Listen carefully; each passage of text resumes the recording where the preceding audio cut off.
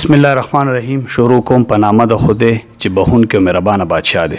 شهید خان شاهدم د پریاد فاونډیشن نه مولانا نقاب خان حسن صاحب را سره موجود دی. په دې دومره سخت وخت کې موږ له ټایم راکو د روجي یو څو فضیلتونه یو څو مسایل زموږ کتونکو سره شیر کی او د دې یو څو مسایل موږ ته بیان کی. جی مولانا صاحب. بسم الله الرحمن الرحیم. نحمده ونصلي على رسوله الكريم. أما بعد فأعوذ بالله من الشيطان الرجيم. بسم الله الرحمن الرحيم. قال الله تعالى في القرآن المجيد: يا أيها الذين آمنوا كتب عليكم الصيام كما كتب على الذين من قبلكم لعلكم تتقون. وقال رسول الله صلى الله تبارك وتعالى عليه وسلم: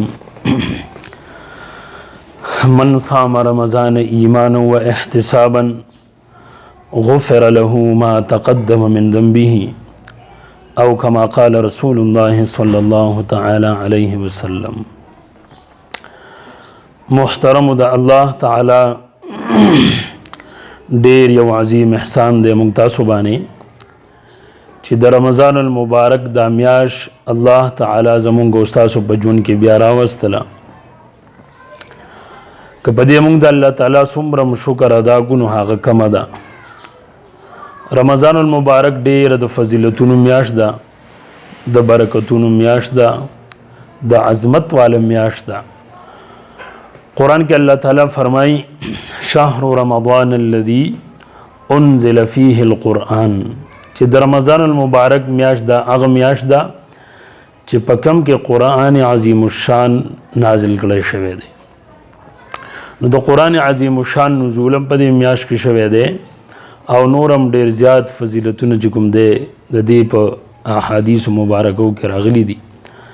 الله تعالی دې موږ تاسو ته د دې د قدردانی توفیق راکړي چې په صحیح طریقې سره موږ په دې میاشت کې چې کوم د الله تعالی حکم دی اولنې د ټولو نه هغه د روزې سره دی چې زمونږ د دین اسلام بنیاد په حدیث پاک کې راځي: بنی الاسلام علی خمس. نو په هغه کې دی وصوم رمضان، د رمضان المبارک روزي دا زمونږ د دین بنیادی ارکان دي.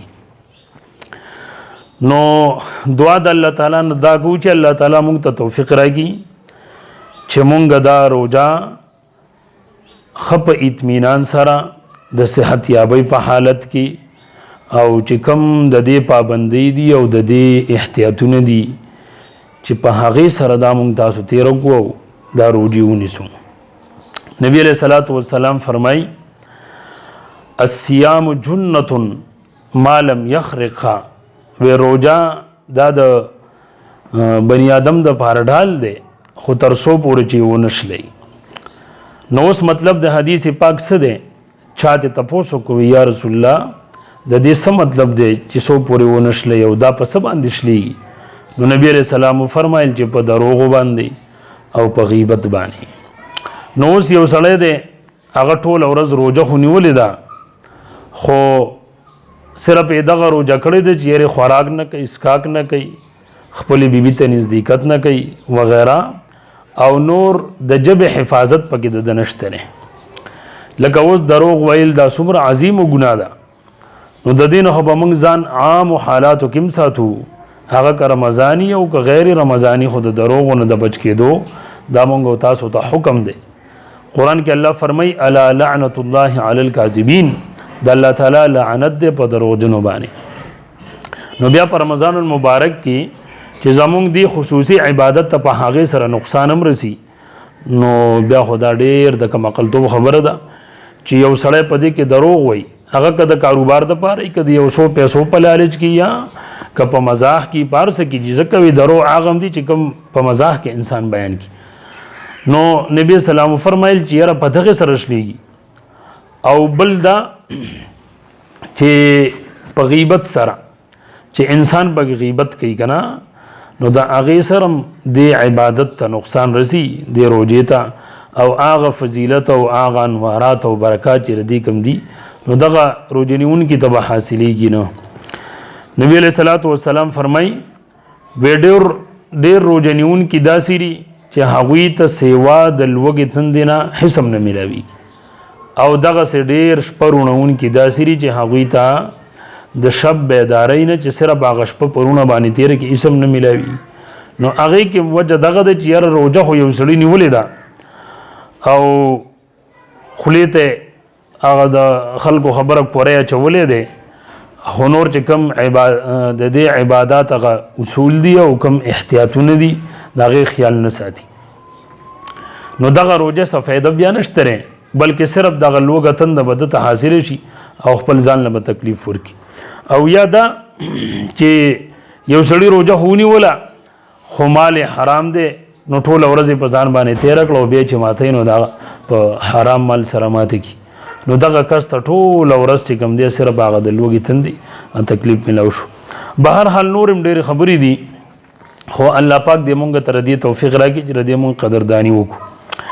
بل خبره دار صاحبه چې دا د عبادتونو میاشت ده او یو ځای کې دې ته ویل کېږي د لوټ مار میاشت، دا د لوټ مار میاشت ده چې په دې کې مونږ تاسو نیکۍ حاصلې کړو. ګوره یو فرض هغه اویا درجې ته ورسي، په اویو باندې بدلیږي، او نفل چې کوم دی هغه په فرضو باندې بدلیږي. د فرضو سے دومره لوی مقام دی چې که یو انسان ټول عمر نوافلو کی کنه خوده فرض مون نه کوي، مثلا داسې به ویو چې یو سړی ټوله ورځ هغه په نفلو کې تیره کی، خو دره سهار فرض مون نه دی کړی یا د ماسپښین فرض مون نه دی کړی، نو د دغه نفلو چې کوم دی هېڅ فایده نشته دی. نو تاسو سوچ وکئ چې فرض بیا څومره لوی مقام لري، او په رمضان المبارک کې زمونږ او ستاسو نفلي عبادات د هغې ثواب الله تعالی په فرضي سره ورکوي، نو چې دغه مونږ خیال وساتو. بل دا چې کم از کم د 5 ټایمه مونځ دا هر یو بنده او هر یو مسلمان چې کوم دی هغه پابندۍ سره ادا کړي.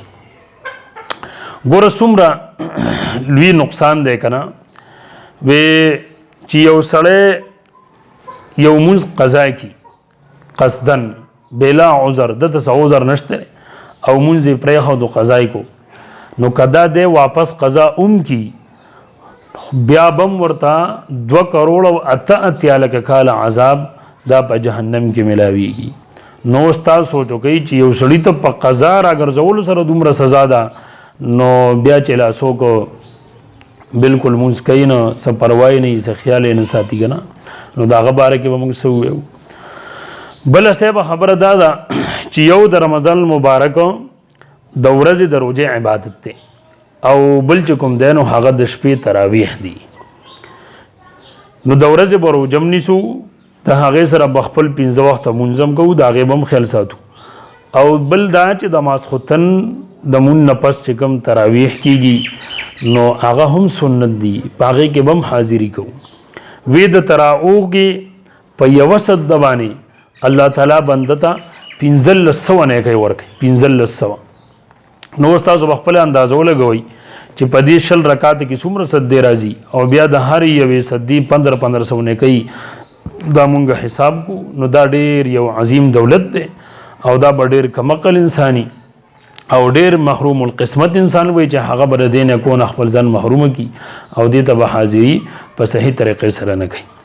نو یو خو چې دا نیت وکړو چې تراویح به کوو، پابندۍ سره به کوو، او دویمه خبره به کداره تراویحو کې چې کوو بیا خو په صحیح طریقې سره به کوو. مثلا د قرآن عظیم شان ختم دی یا عام تراویح دی، نو په دومره جلدی سره کول، داسې زر زر کول چې هغه کم د مونځ آداب دي او کم احکام دي هغه په هغې کې پامال شي او په صحیح طریقې سره ادا نشي.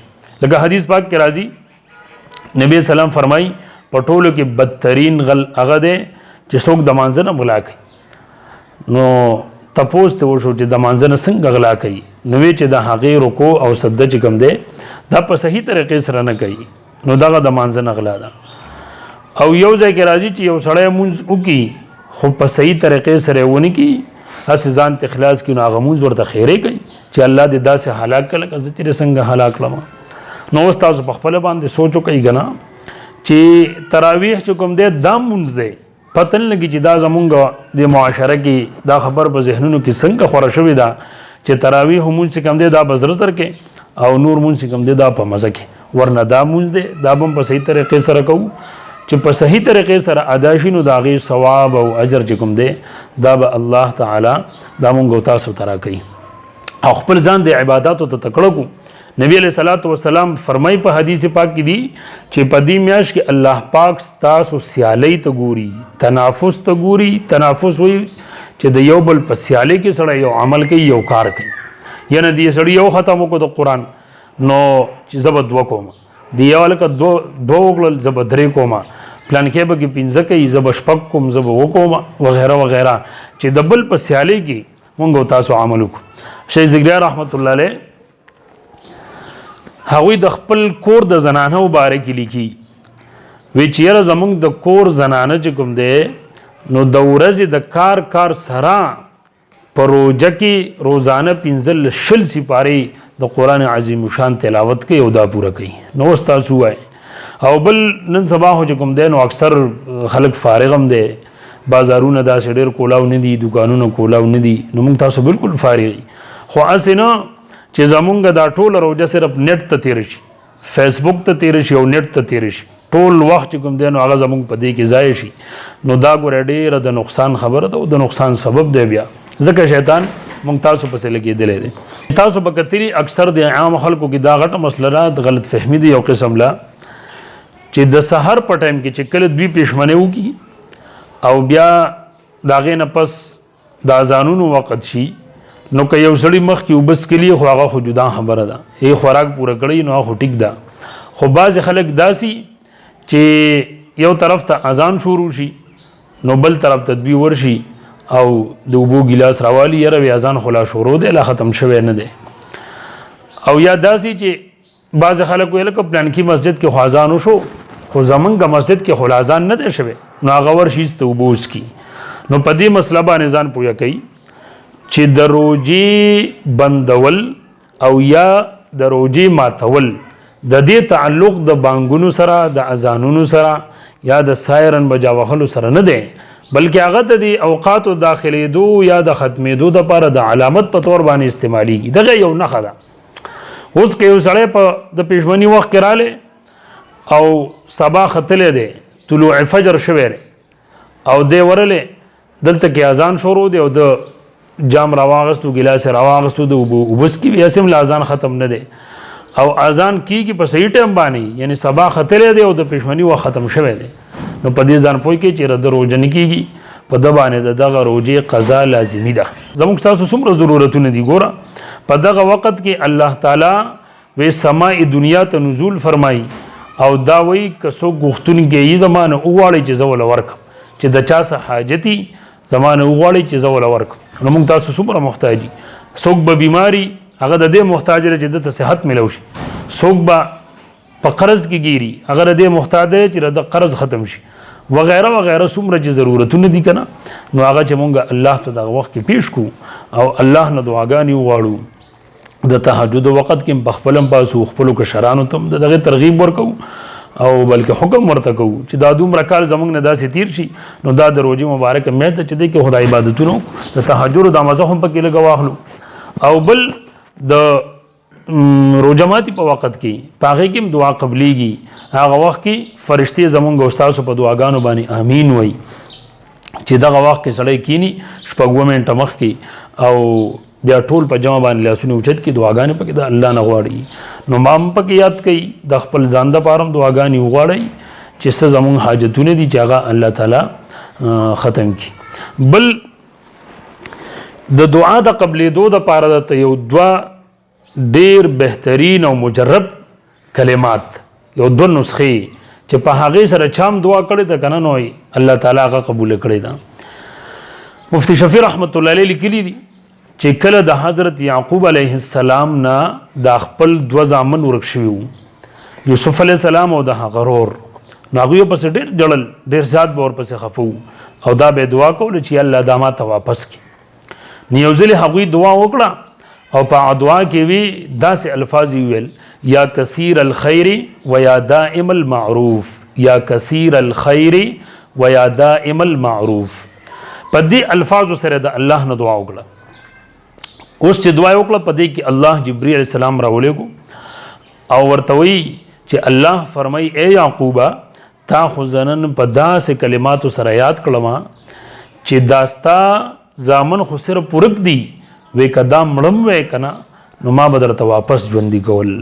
یعنی دومره مضبوطه او مجربه نسخه ده کنه چې مونږ تاسو نه دا ایر نشي. که مونږ تهجد کې پاسو که د روجماتي وخت کې دعا کوو چې دا کلمات پکې ویو یا کثیر الخیر و یا دائم المعروف یو دا.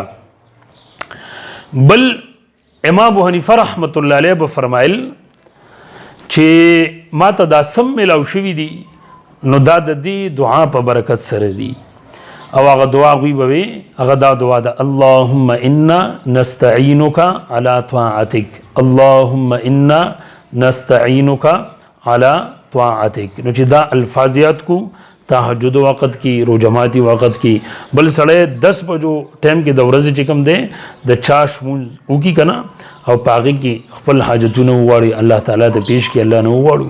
دا ملکی چې کوم حالات دي چې د دې لپاره موږ دعاګانې وغواړو چې الله پاک دا وبا ختمه کړي دا تکلیف د دې ملک نه لري کی.